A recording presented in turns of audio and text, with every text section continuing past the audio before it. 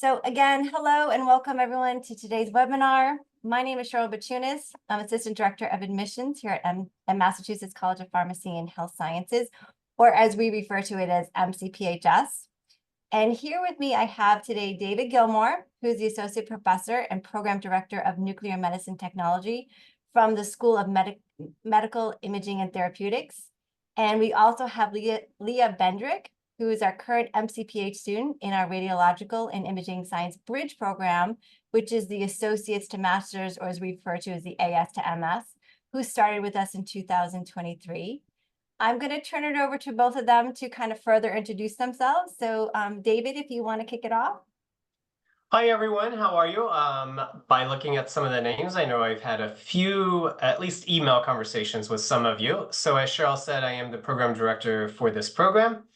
As we go through this, please type any questions that you have into the chat. You can email me as we've been doing kind of in the past or whatever, or just reach out in some other formats. So nice to meet all of you. Hi, my name is Leah Bendrick. I'm a current student in the Associate to Master's program for Radiologic and Imaging Sciences at MCPHS. I've been a tech for almost 15 years, and I think this is a wonderful program, and I think everyone will really learn a lot from this info session. And if there's any questions, feel free to reach out. Thank you both for that introduction. And I'm going to move over to the next slide. Great. So again, we're pleased to have you all here today, and we're going to present our university's offering through the School of Medical Imaging and Therapeutics. During this webinar, we'll discuss information about our college, the online experience, the master's program, their curriculum, how to apply, and then we'll end with the Q&A to cover any additional questions you may have. But as David and both Leah had mentioned, if you have questions as we go along, please feel free to write them or leave them in that Q&A box, which is in the corner of your screen for us to answer. We'll either answer after the presentation or during. Also, just to let you know, this webinar will be recorded. If you miss anything or need to log out before the end, not to worry. We will be sending this, or I will be sending this to any of you who have registered in probably about a week or so. And I'll be including our contact information as well, and also some other further details about like maybe how to apply and our financial aid counselors. Okay, great. We can get started. I'm going to kick this off to David.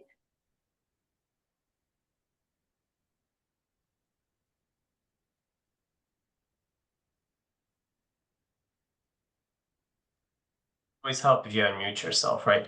So there is always going to be two different things that we talk about when we talk about this Masters of Science program. The first is what we call the Associate to Master's program. That's also referred to as a bridge program, because you're going to bridge the work that you did during your associate degree in radiologic sciences to the master's program without having to get the bachelor's degree. But for the individuals who do have a bachelor's degree, whether that is in imaging or not, that does not matter. If you already have a bachelor's degree, then you'll skip the bridge part and move directly to our master's program. So as we go through a lot of this information tonight, I will always pause. We will talk about the associate to master's bridge piece and what's required of that. And then if you already have a bachelor's, you certainly just kind of ignore that part, and then you'll move directly to the master's. But these are exciting. Probably many of you are beginning to see there are more and more graduate programs in the radiologic and imaging sciences. And it's an exciting time for us, right? Our field is changing. What we're doing technology-wise is changing. And we really need to kind of build on that expertise as we continue to kind of move our programs forward. The Associate to Master's program is the first in the country that allows you to go directly into the master's program without having to get your bachelor's first. So we are excited about that, and we'll talk a little bit more about that as we kind of move to the next piece. Cheryl, if you want to switch to the next slide. So why do we want to get our master's, right? We know we can get a master's in an MBA or a master's in health sciences and some of the other graduate programs. And those are all great. And what I would always say is really take a step back and say, what is it that I want to do? And if you want to remain in some form or fashion within the imaging and radiologic sciences, then I think one of these programs is definitely kind of where you want to go and what you want to look. Whether that is moving into education, many of you have been clinical instructors at the clinical sites with the students. If you want to elevate that to an official clinical instructor title, or maybe you want to move over to the college or university level, as a clinical coordinator or a program director or even faculty, many times you are going to need to have that graduate degree or at least be working on that. A lot of the courses you'll find in this program absolutely will kind of meet those requirements. Research. Research is a big field right now within the radiologic and imaging sciences, right? As we continue to figure out new ways to image diseases that maybe we've not seen before, or new treatment options, and trying to figure out the extent and severity of that disease, then research is going to continue to play. Management leadership, that makes sense, right? In order to continue to go up the ladder and to take on more roles and responsibilities, typically a higher degree is required for that.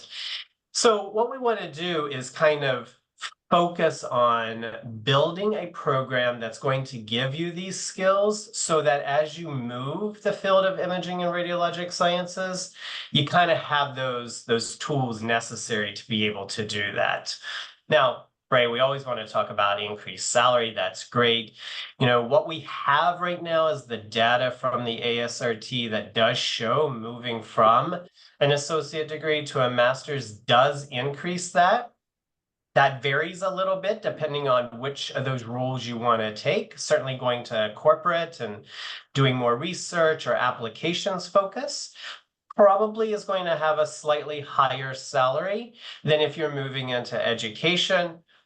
But as your passion goes, you kind of got to move that way, one way or the other with it. So a little bit on that. I'm going to ask Leah a question here. So Leah, Absolutely.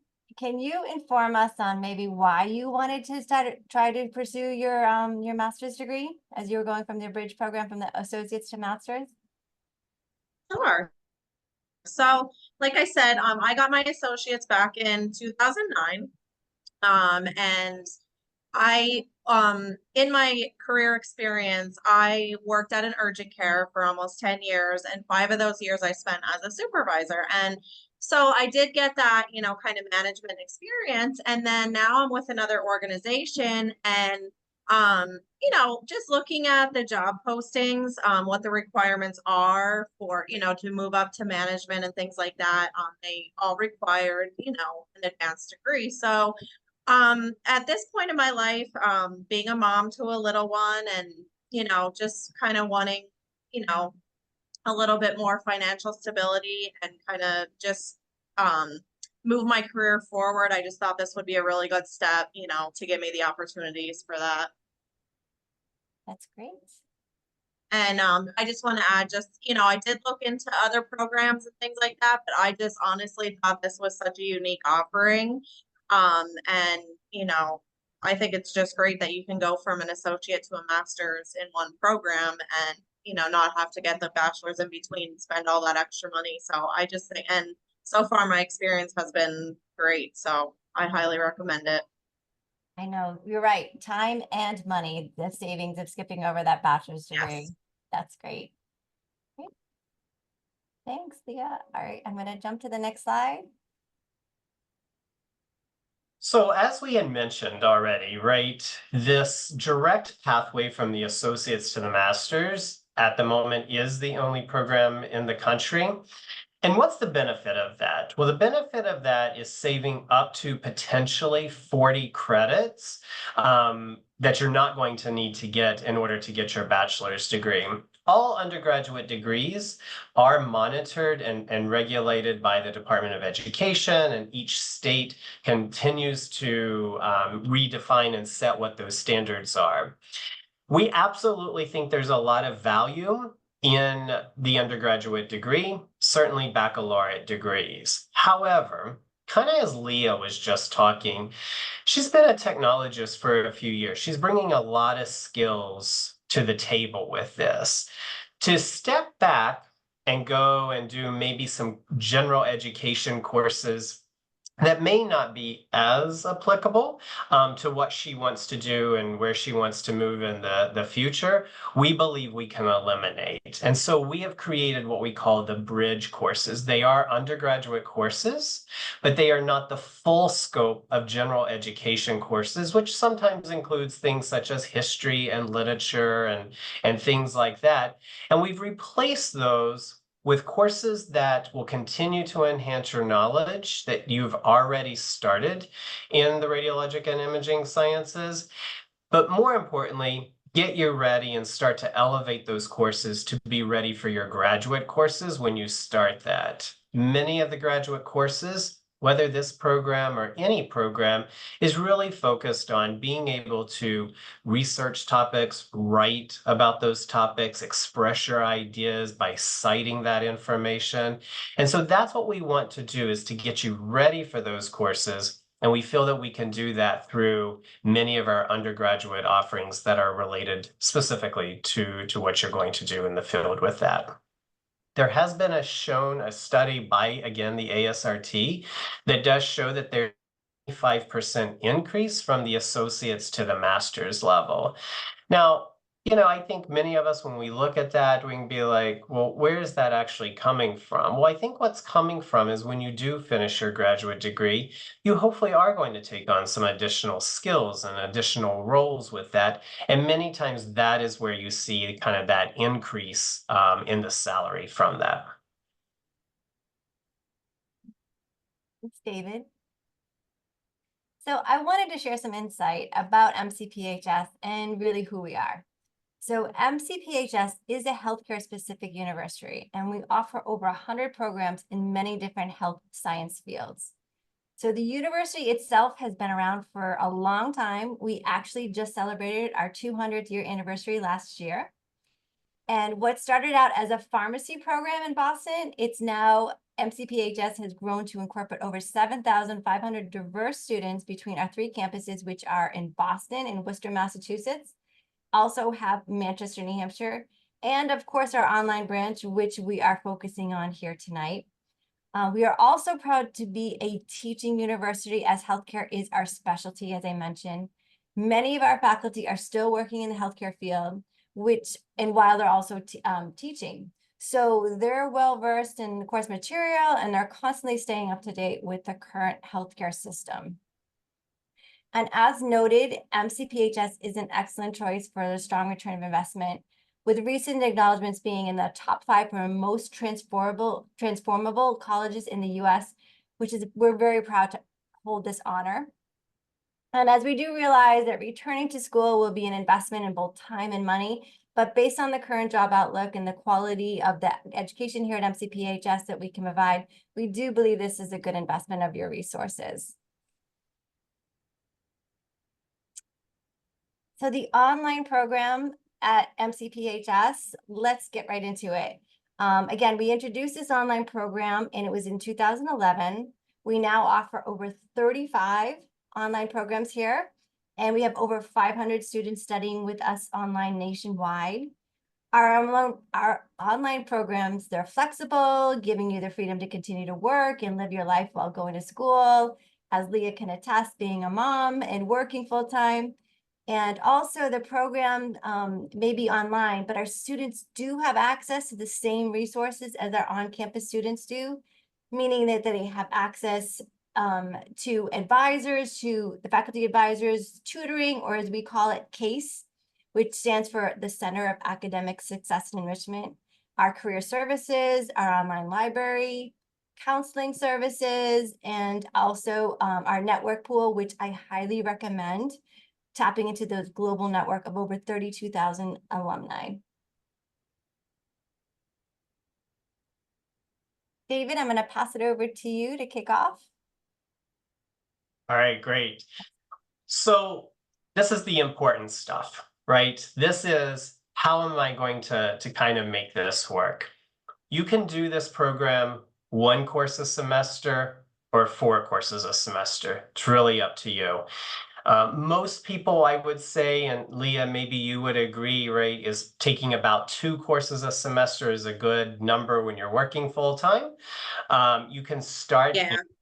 Yeah, I figured. You can start anytime you want in this program. You can start in the fall, in the spring semester. You can start in the summer. There's no prerequisites for any of the courses, so you can kind of start wherever you want, take whatever course that's being offered and kind of what's applicable to you. There are 2 total credit hours, again, because we have 2 pathways into this program. The Associates to Master's Bridge program, those students, it will be 50 credits. And then if you already have a bachelor's degree, moving into our master's, it is 30 credits. So you can see the bridge program without the bachelor's is only an additional 20 credits as opposed to a traditional making up about 60 credits to kind of move into that piece. So Cheryl, let's move to the next slide and talk a little bit about how the curriculum is broken out for each program. So one of the things that you'll notice very quickly in the program is that, yes, all of the courses are asynchronous online, meaning there's stuff that's due maybe each week or every other week. You can kind of build your schedule around how to get that done without having to log in or meet with the professor at a specific time. All of the material is captured in what we call a learning management system. And here at MCPHS, we use Blackboard. Some of you may be familiar with that depending on when you graduated with your associate degree or your bachelor's degree. Others, this may be completely new, as learning management system is a probably in the last 8-year kind of concept. So you're going to go to one place, you log in, and all of your material will be at one place. When we average about, well, how much time are students roughly spending on the coursework? It's about 3 hours per credit hour. So if it's a 3 credit course, right, you're looking somewhere in 8 to 9 hours of work with that. Leah, is that kind of your experience that you're seeing with the coursework? Yeah, I would say that's pretty accurate. All right, great. So what are these classes going to be made of, right? The bridge courses, the traditional undergraduate courses, yes, there are some tests, there are some papers that you'll write, things like that. But once you move to the graduate program, it's more about projects, papers, less about exams, because it's about sharing your ideas and experiences and having others to be able to kind of share those same experiences. We want to make this applicable to you in your working field and what's going on with that. So we want to try some projects and ideas and maybe how you can kind of change things with whatever it is that you're looking for with that. Cheryl? I'm going to ask Leah another quick question. So Leah, now that you've been Sure. in the program a while, how did you find, do you want to schedule now? How do you schedule your work and then your time as far as for classes? Do you do a little each day, or what does your daily or weekly schedule kind of look like, how you fit it all in? So the really nice part is, and like David mentioned, that it's all asynchronous. So you don't have to log in at a certain time to meet for a class or anything like that. So basically, in all my classes so far, the week runs from Monday to Sunday. So basically you already know what your workload is at the beginning of the week for each class. So I find what works best for me is just, writing everything down, like what reading material has to be, completed, if there are any papers due at the end of the week, things like that. A lot of the online classes use a discussion board so that you can connect with other students in the class. They have deadlines for, when you have to post on the discussion boards, things like that. So like I said, the thing that helps me the most is just kind of writing it all down on a schedule. And then I do a little bit each day just so it's not so overwhelming, when things are due. So that's what works for me. And so far, so good. Great. And another quick question. Have you taken more than 2 classes a semester, or have you pretty much stuck to the 1 to 2 classes per semester? So one semester I did have 3 classes. One was only a 1 credit class though, so it wasn't as, heavy of a class. But so yeah, I've been doing 2 consistently, except for that one semester where I did have the 3. But And you find that to be manageable? yeah, I do think it's manageable. And like you mentioned, I work full time. And I'm a single mom to a 2-year-old. So, it's definitely not easy, but I find that it is very manageable, and, I am able to get the work done and with very little stress. So Thanks, Leah. you're welcome. All right, so we'll talk about the 2 programs again. Right. So the first is, let's just talk about the general graduate program. That's the meat of this program. It's 30 credits or 10 classes. I think it's sometimes easier to think about classes versus credits with things.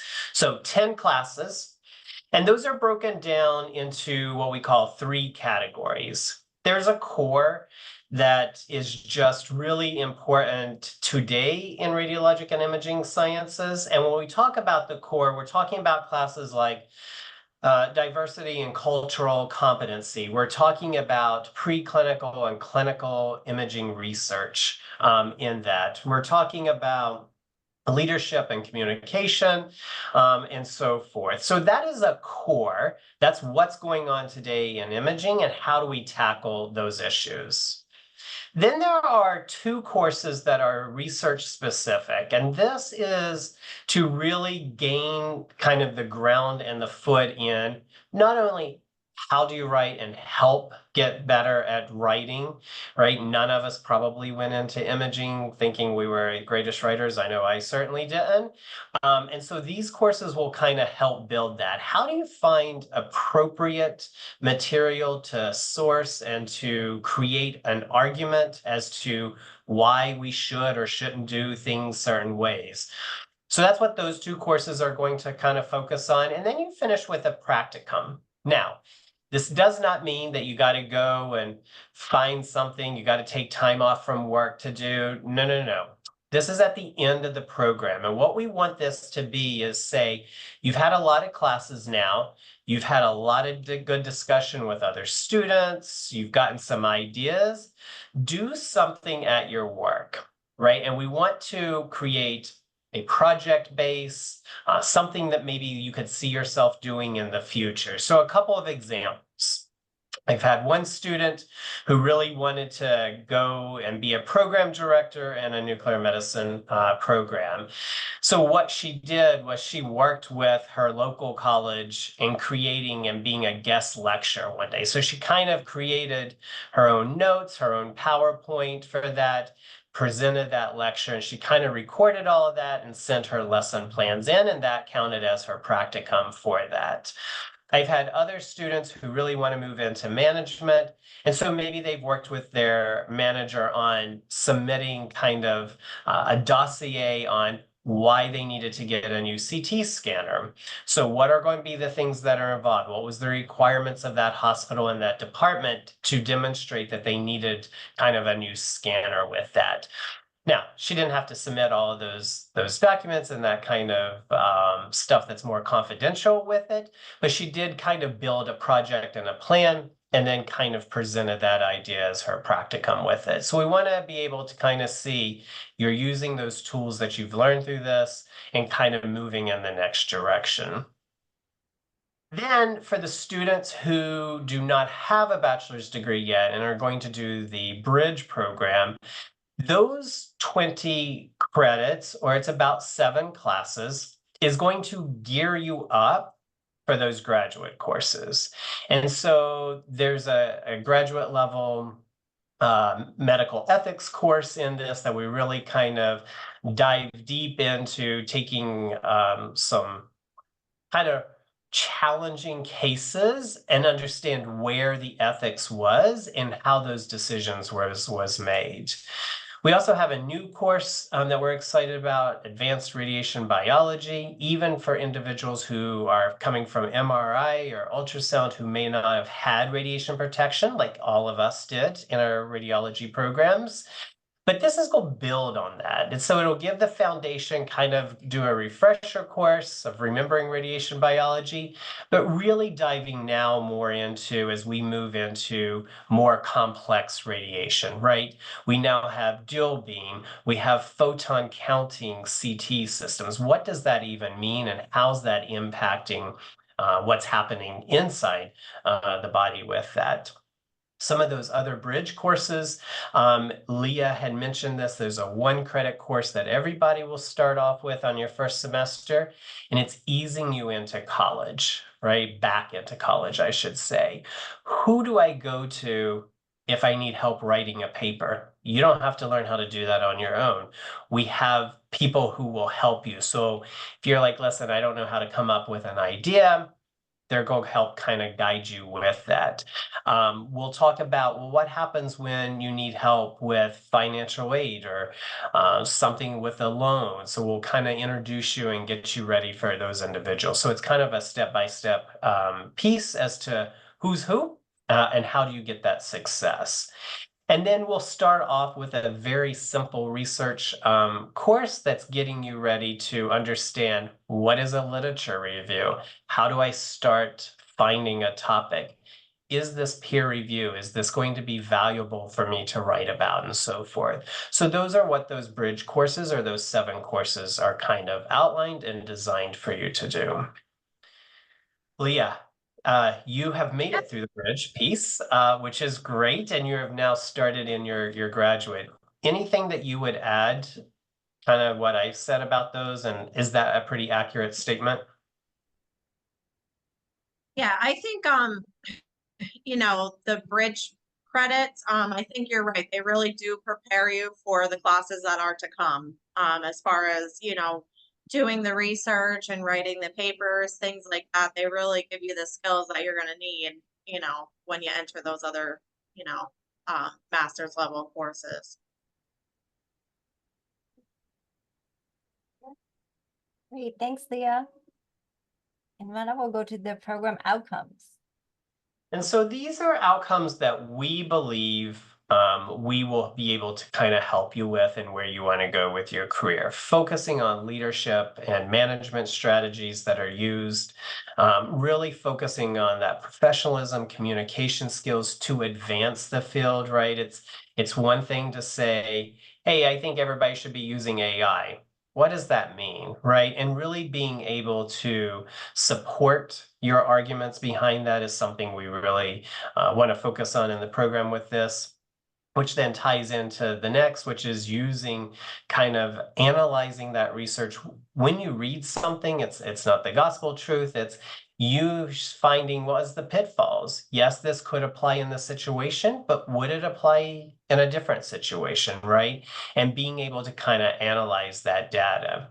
Now, certainly as you begin to kind of develop your own goals, which is what we do in one of the very first courses, you may be coming up with some new outcomes. I work with you and say, okay, I see where you're trying to head with this. Let's start to gear your assignments and kind of your research on what it is that you're interested in and kind of move in that direction.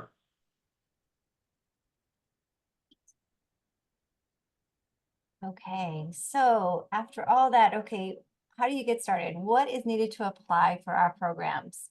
The first thing is we just need an associate. You need to have an associate degree or a bachelor's degree from one of the medical imaging or therapeutic programs as listed here. The DMS, MRI, MNT, RAD, and RTT. Second is a GPA of 2.5 or better in the medical imaging courses.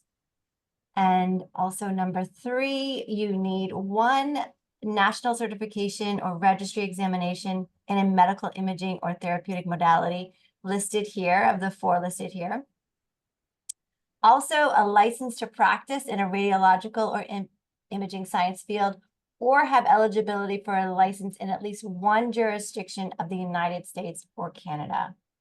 And then lastly, this applies to the students whose English is not their native language, a minimum TOEFL score of 79 or a score of 6.5 in the IELTS exams.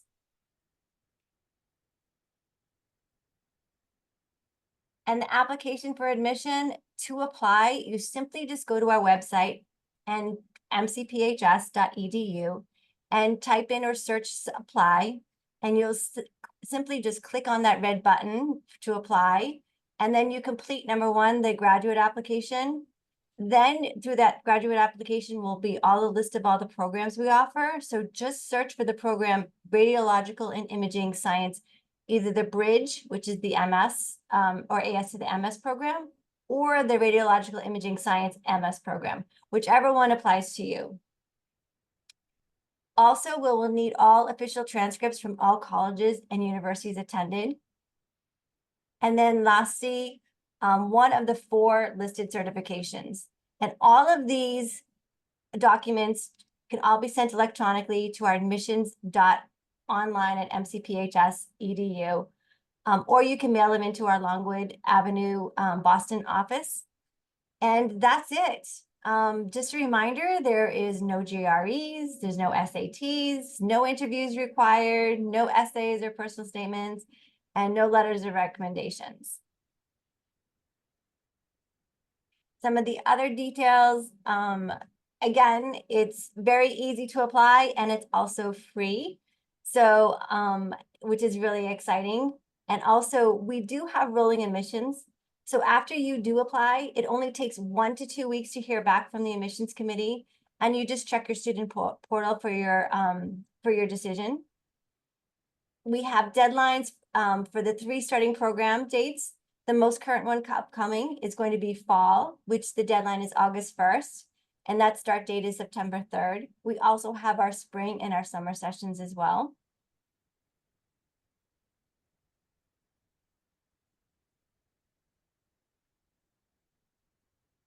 And actually, I do see a question in here. And David, maybe we could address this. It says, my name is Donald, and I'm a medical assistant looking to get back into school for radiological imaging, and I don't have my associates or bachelor's. So I'm not sure, sure if you want to address this on maybe what some offers and next steps. Yeah, so Donald, I'm going to put my email address in the answer here. Send me an email and I'll guide you to the program that you do need to apply to. We can help you with that. Also wanted to share as far as the tuition and financial aid. So tuition is currently $1,160 per credit hour, and this is as of July 1st. So, and also there is just a reminder, wanted to do a shout out that this $500 fee for our students who pay that is an enrollment deposit. And just know that this $500 fee goes right to the first semester's tuition. So there's no loss there. It just locks your seat into the program. And then also just wanted to send out a quick little note that yes, tuition is subject to change. So always check and refer to our websites for the most up-to-date information. But as of now, July 1st, it's now going to be $1,160. Regarding financial aid, you can apply for FAFSA and add our student code, which is 002165. An alternate way to fund the program includes private loans, using tuition reimbursement from your workplace. Always really advised to check into that. Outside scholarships, payment plans, and a combination of any of these. And as you kind of navigate this process, if you have any questions, don't hesitate to reach out to our Student Financial Service Department. They're just literally a phone call or an email away.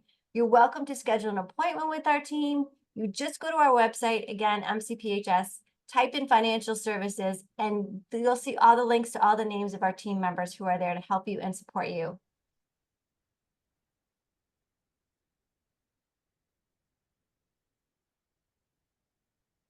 Now it's time for any questions that you may have.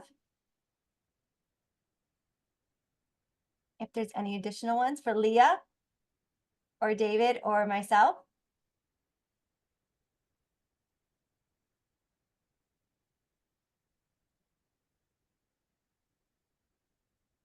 Well, if there is no more further questions, I think we can wrap this up. And so this will conclude our webinar tonight. I want to thank everyone for attending. I will include our contact information, which is going to be from David and myself. And I will also send out further information about the Student Financial Aid Service departments and how to apply. Any of this key information and links that we discussed in our webinar today. And again, we really appreciate your time today, and we hope this has been helpful for you as you plan your educational journey. Thanks again, everyone. Have a great night, everybody.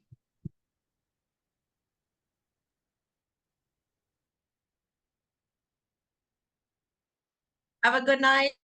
Yeah, good seeing you. Thank you. Nice to see you too. You're very welcome. All right. Talk to you Bye-bye. soon. Bye.